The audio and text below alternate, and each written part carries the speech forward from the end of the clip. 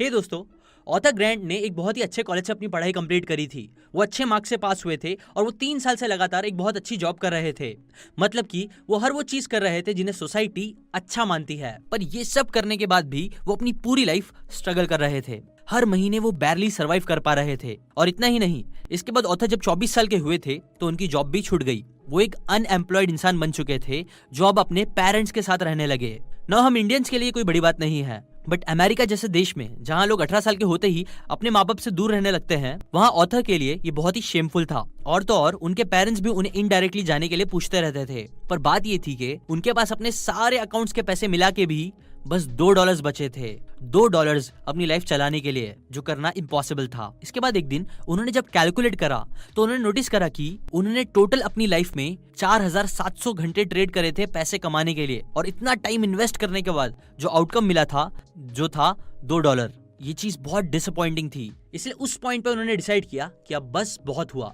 अब वो financially independent बन के ही रहेंगे, वो भी 30 साल की एज से पहले तक ना। उन्होंने कैलकुलेट किया तो उन्हें समझ में आया कि उन्हें $1.25 मिलियन अर्न करने पड़ेंगे अगर उन्हें अपना ये सपना पूरा करना है तो। इसीलिए फिर वो इसी पे काम करने लगे। उन्होंने हंड्रेड्स ऑफ बुक्स पढ़ी, गाइड्स पढ़े कई सारे कि पैसे कैसे कमाए जाते हैं। जिसके बाद उन्होंने प्लान बनाया कि वो एक जॉब करेंगे, साथ ही साथ साइड हसल के लिए वो 2 न्यू कंपनीज लॉन्च करेंगे, उससे पैसे कमाएंगे और फिर उन पैसों को इन्वेस्ट करेंगे। ये था उनका मोटा मोटा प्लान, जिसपे फिर उन्होंने एक्शंस लिए और यही करा। ना ये सब करना जरा भी आसान नहीं था। वो कई बार फेल हुए, कई परेशानियां झेली, बट जैसे तैसे करके उन्होंने अपने सपने को पूरा भी किया और वो फाइनेंशियली इंडिपेंडेंट बन गए। ना आज मैं आपको उनकी ही बुक फाइनेंशियल फ्रीडम से कुछ इंपॉर्टेंट लेसन शेयर करूंगा, जिससे उन्होंने ये अपने सपने को पूरा किया, ताकि आप भी उनकी तरह अपनी लाइफ में फाइनेंशियल फ्रीडम अचीव कर सको। देखो दोस्तों, ऑथर ने अपने सपने को पूरा करते हुए ये डिस्कवर किया कि किसी भी इंसान को फाइनेंशियली सक्सेस पाने के लिए इन 7 स्टेजों से गुजरना होता है, जो कि है फर्स्ट, क्लैरिटी। जब आप फिगर आउट करते हो कि आप कहां पर स्टैंड करते हो राइट नाउ और आपको कहां पहुंचना है, वो होता है ये पहला स्टेज, क्लैरिटी। फिर आता है सेकंड, सेल्फ सफिशिएंट स्टेज। जब आप बिना किसी की हेल्प से अपने महीने के एक्सपेंसेस संभाल लेते हो तो वो होता है सेल्फ सफिशिएंट स्टेज। फिर थर्ड आता है ब्रीदिंग रूम। जब आप मंथली सर्वाइव करने के लिए अपनी मंथली सैलरी पर डिपेंड नहीं रहते हो कि सैलरी आएगी तभी महीना चल पाएगा, ऐसा कर लेते हो, तब आप आते हो इस स्टेज पे। फिर आता है फोर्थ, स्टेबिलिटी। ये स्टेज पे आपके पास 6 महीने तक के एक्सपेंसेस मैनेज करने की सेविंग्स हो जाती है और प्लस आपके ऊपर कोई बड़ा कर्जा भी नहीं होता। फिफ्थ आता है फ्लेक्सिबिलिटी स्टेज। जब आप एटलीस्ट अपने 2 साल तक के एक्सपेंसेस जितना इन्वेस्ट करना स्टार्ट कर देते हो, जिसे फिर आप यूज भी कर सकते हो टाइम आने पर। सिक्स्थ होता है फाइनेंशियल इंडिपेंडेंस। जब आपके पास चॉइस होती है कि आप कभी भी काम करना छोड़ सकते हो और अपनी पैसिव इनकम से ही अपनी जिंदगी स्पेंड कर सकते हो, तब आता है ये स्टेज। और लास्ट होता है अबंडेंस ऑफ वेल्थ स्टेज। जब आपके पास इतने पैसे हो जाए कि आपको पैसे के बारे में कभी सोचना ही ना पड़े और आपकी आने वाले जनरेशंस को भी पैसे की प्रॉब्लम ना हो, तब ये स्टेज आ जाता है। नाउ रियल क्वेश्चन आपके लिए ये आता है कि कैसे आप ये स्टेजेस को पार कर सकते हो। तो इसके लिए ही मैं आपके साथ 7 ऐसे स्टेप शेयर करने वाला हूँ इस वीडियो में, जिसने ऑथर को फाइनेंशियल फ्रीडम दी और जो आपको भी पक्का हेल्प करेगी अगर आप इसे फॉलो करते हो तो। Now let's start with step number 1, calculate how much money you need. पहला स्टेप आपको ये पता करना होगा कि आपको एग्जैक्टली कितने पैसे चाहिए होंगे फाइनेंशियली फ्री होने के लिए। अब कितने पैसे आपको फाइनेंशियली फ्री कर सकता है वो समझने के लिए चलो पहले समझते हैं ऑथर का एग्जांपल। देखो, ऑथर जब 30 साल के थे तो उन्होंने टोटल $1 मिलियन सेव कर लिए थे। अब $1 मिलियन वैसे तो ज्यादा होते हैं, बट पूरी लाइफ बिताने के लिए बहुत ज्यादा नहीं होते। इसलिए उन्होंने क्या किया कि उस $1 मिलियन को उन्होंने इन्वेस्ट करा स्टॉक्स में, जहां उन्हें एवरेज समझो 7% रिटर्न्स मिल रहे थे उनके $1 मिलियन पे। मतलब उन्हें हर साल $70,000 का प्रॉफिट हो रहा था उनके $1 मिलियन पे। अब वैसे तो ये प्रॉफिट पे वो अपनी लाइफ आराम से गुजार सकते थे, बट उन्होंने क्या किया कि वो 7% के बजाय सेफ्टी और इन्वेस्टमेंट ग्रोथ के लिए वो बस 4% प्रॉफिट, मतलब $40,000 खर्च करते थे अपनी लाइफ की नीड्स और शौक पूरे करने के लिए, जो एक्चुअली वो बोलते हैं मोर देन इनफ भी था। सो इससे क्या होता था कि 3% और बच जाते थे, जिसे वो वापस से इन्वेस्ट करते थे अपने $1 मिलियन में मिला के। जिससे होता ये था कि कंपाउंडिंग इफेक्ट की वजह से उनके प्रॉफिट्स हमेशा बढ़ते रहते थे और उनकी खर्च करने के लिए भी जो 4% मिलता था वो भी पैसे इंक्रीज होते जाते थे। है ना कमाल। अब इस एग्जाम्पल से हटके आपकी बात करें तो इंडिया में आपको स्टॉक्स में इन्वेस्ट करने पर एवरेज रिटर्न 7% के आसपास तो मिल ही जाता है, वो भी इन्फ्लेशन के परसेंट को साइड में हटाकर। और जैसे कि ऑथर कहते हैं, जीने के लिए 4% पे ही फोकस करना चाहिए, मतलब कि 1/25 पार्ट पर ही जीना चाहिए और बचे हुए 3% को री इन्वेस्ट करना चाहिए। सो इसे ही समझते हुए आप इस फॉर्मूला के हिसाब से आपको कितना पैसा चाहिए ये निकाल सकते हो। फॉर्मूला क्या है? आपका एनुअल एक्सपेंसेस मल्टीप्लाई बाय 25 और ये मल्टीप्लीकेशन ही आपको देगा आपका अमाउंट। फॉर एग्जाम्पल, अगर आप एनुअली समझो 4 लाख रुपए खर्च करते हो तो मल्टीप्लाई बाय 25 क्या होगा?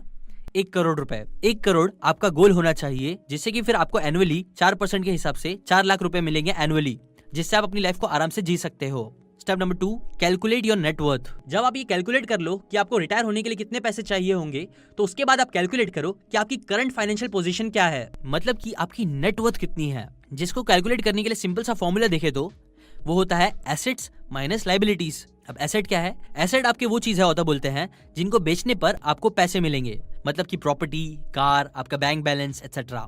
और लायबिलिटीज वो होती है जो आपके अकाउंट से पैसे निकालती है, मतलब किसी भी तरीके का उधार एक्सेट्रा। सो अभी क्या करो कि एक टेबल बनाओ जिसपे आप एक साइड पे अपने सारे एसेट्स लिख दो और दूसरे साइड पे लायबिलिटीज। ना शुरू में ये आपको स्ट्रेसफुल लगेगा, शॉकिंग भी लग सकता है अगर आपके पास कम एसेट्स है तो, और ज्यादा लायबिलिटीज, बट ये इंपॉर्टेंट स्टेप है आपकी फाइनेंशियल कंडीशन समझने में, जो आपको करना ही है। इसके बाद अब ये कैलकुलेट करने के लिए कि आप अपने फाइनेंशियल गोल से कितने क्लोज हो या दूर हो, आप उस अमाउंट में से जो आपको फाइनेंशियली फ्री बनने के लिए चाहिए, लाइक एग्जांपल 1 करोड़, तो उसमें से अपने प्रेजेंट के इन्वेस्टमेंट को सब्ट्रैक्ट कर दो। लाइक अगर आपके करंट इन्वेस्टमेंट 10 लाख के अराउंड है तो 1 करोड़ माइनस 10 लाख क्या होगा?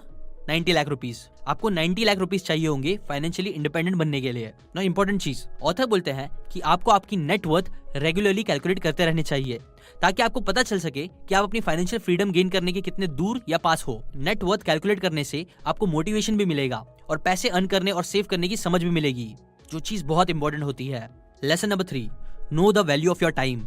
सपोज आपको कोई 90 साल का इंसान $100 मिलियन ऑफर करे और अपनी जगह उसे अदला बदली करने बोले, तो क्या आप करोगे? ऑफ कोर्स आप नहीं करोगे, क्योंकि टाइम की वैल्यू मनी से बहुत ज्यादा होती है। ऑथर कहते हैं कि मैक्सिमम लोग ये नहीं समझते कि वो पैसे तो वापस कमा सकते हैं, बट कितने भी पैसे कमा लो, आप उन पैसों से बीता हुआ टाइम नहीं खरीद सकते हो। इसलिए हमें अपनी टाइम की एक्चुअली में लिटरली कितनी कीमत होती है वो पता होना भी जरूरी है। मतलब कि हम अपने 1 घंटे कितने रुपए के बदले में स्पेंड करते हैं, ये कैलकुलेट करो। ना इसे करने के लिए आप अपनी सैलरी को अपने वर्किंग आवर्स से डायरेक्टली डिवाइड मत करो, बल्कि आप अपनी वर्किंग आवर्स प्लस जितना टाइम आपको ट्रैवलिंग या बाकी सारी चीजों में लगता है अपने जॉब करते टाइम, उसे मिलाकर डिवाइड करो। इससे आपको अपने हर घंटे की रियल वैल्यू पता चलेगी। ना ऑथर बोलते हैं कि अपने टाइम की रियल वैल्यू पता होने से आपको सही डिसीजन लेने में हेल्प मिलेगी। फॉर एग्जांपल, सपोज करो आपको एक ड्रीम कार खरीदनी है जिसकी कॉस्ट है समझो 30 लाख रुपए, तो आप कैलकुलेट कर सकते हो कि आपको कितने घंटे काम करना पड़ेगा उस गाड़ी जितने पैसे अर्न करने के लिए। और इसके साथ ये भी ध्यान रखो कि आप उन 30 लाख को कार खरीदने के बजाय इन्वेस्ट करोगे, उसे ग्रो होने की अपॉर्चुनिटी दोगे, तो वो 30 लाख रुपए डबल ट्रिपल होके 1.2 करोड़ तक भी हो सकते हैं आपके रिटायरमेंट होने तक। इसका मतलब ये है कि अगर आप कार खरीदते हो तो आप अपने फ्यूचर के करोड़ों रुपए और कई हजार घंटे अपनी पीक लाइफ आर के दे रहे हो उस कार के बदले, जो क्या आपको लगता है वर्थ है? अगर है तो वेल एंड गुड, आप खरीद लो, बट हाँ, एक बार अच्छे से सोचो जरूर। Step number 4, spend carefully. Author कहते हैं कि फाइनेंशियल स्टेबिलिटी का बहुत इंपॉर्टेंट पार्ट है कि आप अपने एक्सपेंडिचर्स को मॉनिटर करो, बिकॉज ये जरूरी है। बिकॉज हम जिस तरह से इन 3 चीजों पे पैसे स्पेंड करते हैं वो अल्टीमेटली डिसाइड करता है कि हम फाइनेंशियली फ्री बनेंगे या नहीं। और वो 3 चीजें जो मैं बोल रहा हूँ वो है फर्स्ट हाउसिंग, सेकंड ट्रैवलिंग और थर्ड फूड। ना बहुत से लोग अपना घर जल्दी से जल्दी बाय करने की कोशिश करते हैं, जिसकी वजह से फिर वो कई साल तक उनके लोन्स चुकाने में ही रह जाते हैं और सेविंग्स नहीं कर पाते। इसलिए घर खरीदने से पहले हमें सोचना चाहिए कि क्या अभी घर खरीदना आपके फ्यूचर के लिए बेस्ट रहेगा या फिर आपको थोड़ा और वेट करना चाहिए। इसी तरह हमें ट्रैवलिंग और फूड में भी बहुत ज्यादा जरूरत से ज्यादा स्पेंड नहीं करना चाहिए अनलेस उसका बहुत स्ट्रॉन्ग रीजन हो। ना किसी भी चीज को बाय करने के लिए ऑथर बोलते हैं कि आप अपने आप से ये क्वेश्चंस पूछो। फर्स्ट, आपको उस चीज के लिए अपनी लाइफ के कितने घंटे ट्रेड ऑफ करने पड़ेंगे। सेकंड, उस चीज को मेंटेन करने के लिए आपको हर साल कितना स्पेंड करना पड़ेगा फ्यूचर में। थर्ड, क्या वो चीज आपके लिए सच में यूजफुल है। फोर्थ, क्या वो चीज खरीदने से आप लॉन्ग टर्म हैप्पीनेस फील करोगे या फिर बस शॉर्ट टर्म प्लेजर फील करोगे और उसके बारे में भूल जाओगे। ये क्वेश्चन के आंसर्स दिल से अगर आप करोगे तो ये आपके काफी पैसे बचा सकता है। Step number 5, earn more by doing side hustles. Saving का एक बहुत ही ऑब्वियस डिसएडवांटेज है कि आप अपनी अर्निंग से ज्यादा सेव नहीं कर सकते हो, इसलिए सिर्फ मनी को सेव करते रहना इनफ नहीं है। हमें अपनी इनकम को भी इंक्रीज करते रहना चाहिए, जिसका एक तरीका है कि हम अपने बॉस को अपनी सैलरी इंक्रीज करने के लिए बोले अगर हम डिजर्व करते हैं तो, या फिर हम नए स्किल सीखे और बेटर जॉब के लिए अप्लाई करें। पर इसके साथ साथ जो आप एक बहुत इफेक्टिव चीज कर सकते हो उसे बोलते हैं साइड हसल। साइड हसल का मतलब है कि आप अपनी जॉब के बाद जो टाइम बचता है उसमें आप अपनी सर्विस या प्रोडक्ट को सेल करो। ना क्वेश्चन आता है कि आप किस चीज में साइड हसल करो। ना इसके लिए इंपॉर्टेंट है कि अपनी स्किल्स और पैशन को एनालाइज करो और समझो कि आपको कौन से काम करने में मजा आता है। एग्जाम्पल, ऑथर का एक फ्रेंड है जिम, जिसको राइटिंग का शौक है। वैसे तो वो सॉफ्टवेयर इंजीनियर का जॉब करता है, बट उसके साथ उसने फिर एक फाइनेंस रिलेटेड ब्लॉग स्टार्ट कर दिया, जिसे उसने धीरे धीरे ग्रो किया। इवेंचुअली उसका ब्लॉग इतना फेमस हो गया कि फिर उसने अपनी इंजीनियरिंग की जॉब को क्विट कर दी और ब्लॉगिंग को फुल टाइम कर दिया, जिसके कुछ साल बाद उसने अपने उस ब्लॉग को एक कंपनी को $3 मिलियन में बेच दिया और उसने इतने पैसे कमा लिए कि फिर वो 34 की एज में ही फाइनेंशियली इंडिपेंडेंट बन गया। देखो दोस्तों, आज के इस इंटरनेट के टाइम में हमारे पास बहुत सारी अपॉर्चुनिटीज है, बहुत सारे तरीके हैं पैसे कमाने के, बस अगर आप करने की ठान लो तो।